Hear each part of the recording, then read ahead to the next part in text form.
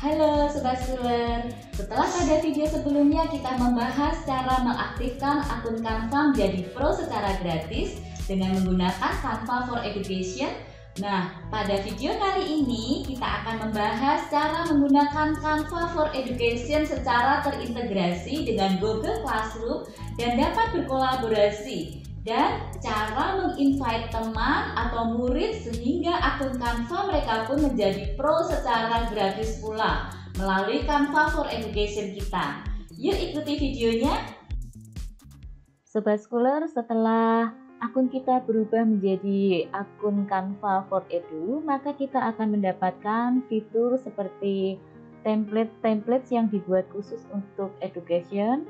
Kemudian juga kita bisa berkolaborasi baik dengan guru yang lain, siswa, ataupun bekerja di dalam tim. Dan juga kita akan mendapatkan akses untuk jutaan gambar dan font serta video yang mulanya premium, kita bisa menggunakannya secara gratis. Kemudian kita juga bisa membuat folder dan memanage folder serta memberikan progres pada tim yang kita buat ataupun siswa yang tergabung di dalam kelas kita. Untuk siswa, kita bisa menggunakan Google Classroom, Remind, ataupun Microsoft Classroom. Jadi kita bisa integrasikan Canva ini dengan platform-platform Google Classroom, Remind, maupun Microsoft Classroom. Selanjutnya kita bisa langsung mengundang atau menginvite murid kita. Kita bisa lakukan dengan dua cara, yaitu menggunakan email yang sudah diberikan oleh Canva. Kita bisa klik bagian invite your student, ataupun kita masuk ke dalam website Canva. Kemudian di sebelah kiri kita pilih kelas kita. Di sini untuk kelas saya beri nama Ruth Eviana Class. Kita klik. Nah, di bagian kelas ini kita pun bisa melakukan beberapa editing. Misalnya kita mau mengedit banner seperti ini. Kemudian juga membuat folder atau mengganti nama tim. Nah, untuk mengundang murid, menginvite murid, kita klik bagian people. Kemudian kita akan mendapatkan pilihan-pilihan metode untuk mengundang murid kita. Kita bisa bagikan dengan get invite link seperti ini. Kita akan mendapatkan linknya, kemudian kita copy dan kita bagikan. Bisa juga kita menggunakan invite via code. Kita akan mendapatkan kodenya lalu kita bagikan. Atau kita menggunakan Google Classroom seperti ini. Kalau kita klik Google Classroom, nah kita akan mendapatkan pilihan-pilihan kelas mana yang akan kita undang. Misalnya desain grafis A, untuk kelas ini saya undang, kemudian saya klik import, maka murid di dalam Classroom saya di dalam kelas desain grafis A ini akan mendapatkan undangan untuk bergabung di dalam kelas saya. Seperti itu, kita juga bisa mengundang murid satu persatu dengan memasukkan alamat email dari murid kita. Jika kita telah mengundang siswa kita melalui email, seperti yang saya contohkan berikut ini, saya sudah mengundang satu orang siswa, maka di bagian siswa akan mendapatkan tampilan seperti ini untuk welcome. Kemudian jika dia klik let's go, maka dia akan mendapatkan Canva for Edu yang sama fasilitasnya dengan Canva for Edu yang kita gunakan, di mana siswa dapat membuat tugas pribadi ataupun kelompok, dan siswa dapat mengumpulkan tugas dan mendapatkan umpan balik dari kita.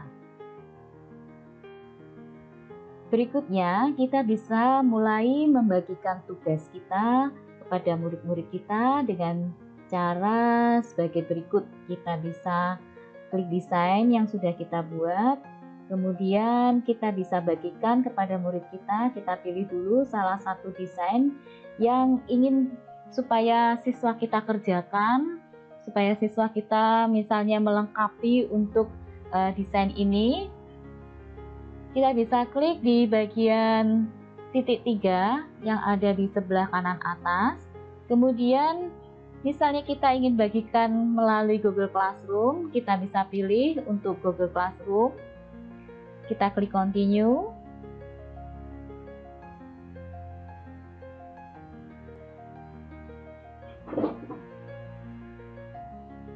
Kemudian kita pilih kelas yang akan kita bagikan desain ini. Misalnya saya pilih desain grafis A. Kemudian kita pilih choose action-nya, kita pilih misalnya create assessment. Seperti ini, kita klik go. Nah, di sini kita bisa berikan judul untuk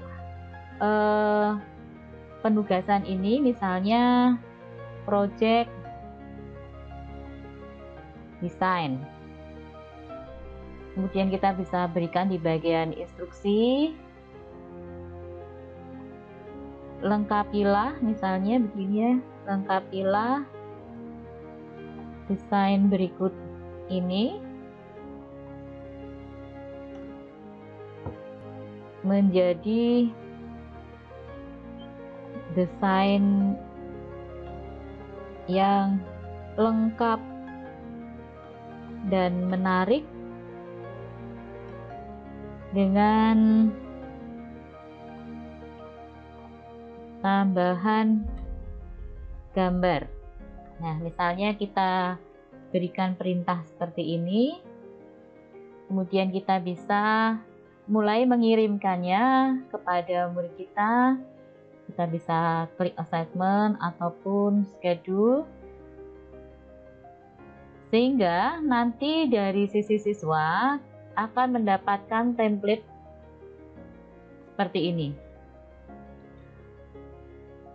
Siswa tinggal use template, maka dia akan mendapatkan template yang sama untuk semua siswa yang tergabung di dalam desain grafis A.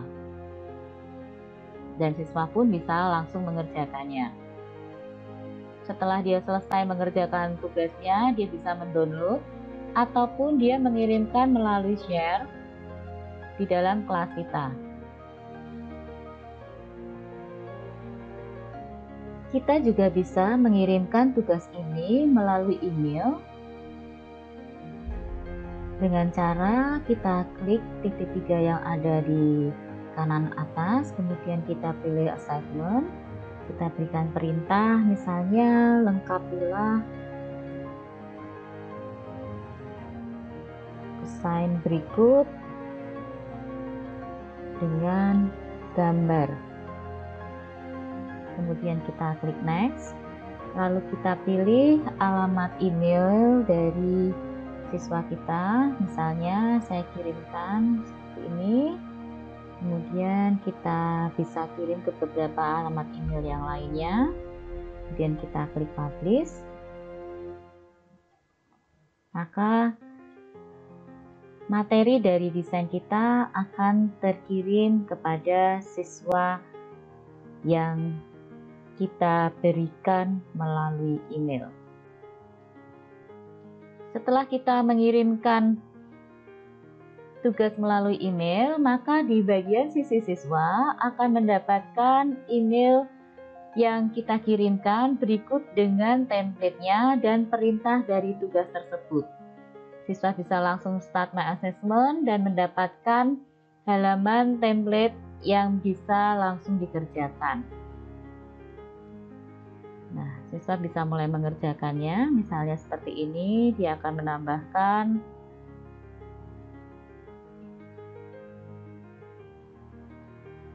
gambar di dalam desain seperti ini misalnya.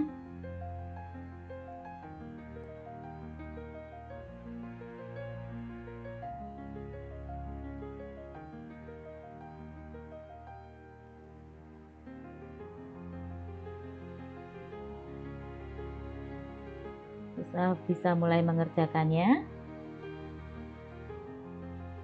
Nah, setelah siswa mengerjakan, dia bisa langsung mengirimkannya kepada kita. Dia bisa klik send to teacher, kemudian dia bisa pilih gurunya, kemudian dia bisa mengirimkan pesan juga dari tugasnya. Misalnya sudah saya kerjakan, kemudian send.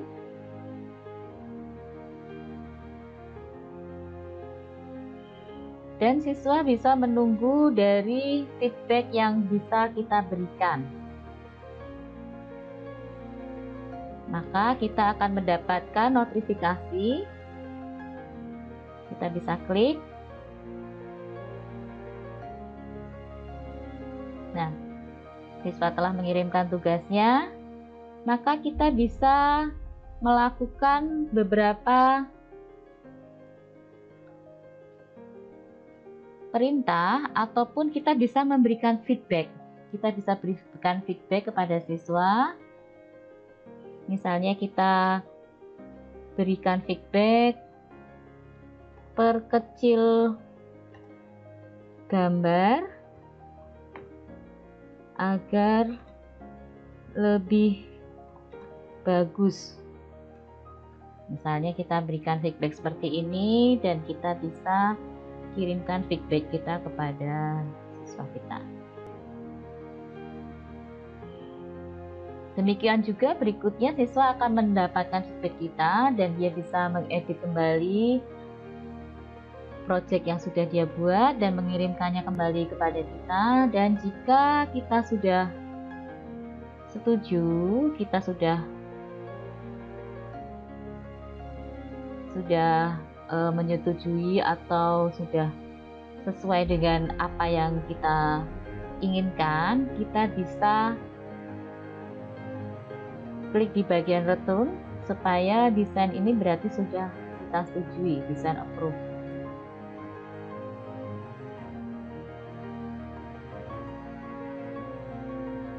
Demikian tadi Sobat Schooler, cara kita memberikan tugas kepada siswa dan juga bagaimana kita bisa memberikan feedback atau umpan balik dan bagaimana siswa bisa mengedit desain yang kita berikan. Siswa bisa membuat project, mengerjakan tugas yang sudah kita berikan, kemudian kita bisa langsung memberikan umpan balik, kemudian siswa bisa memperbaiki tugasnya dan mengirimkannya kembali kepada kita. Semoga tutorial ini bermanfaat dan sampai jumpa pada tutorial yang lainnya.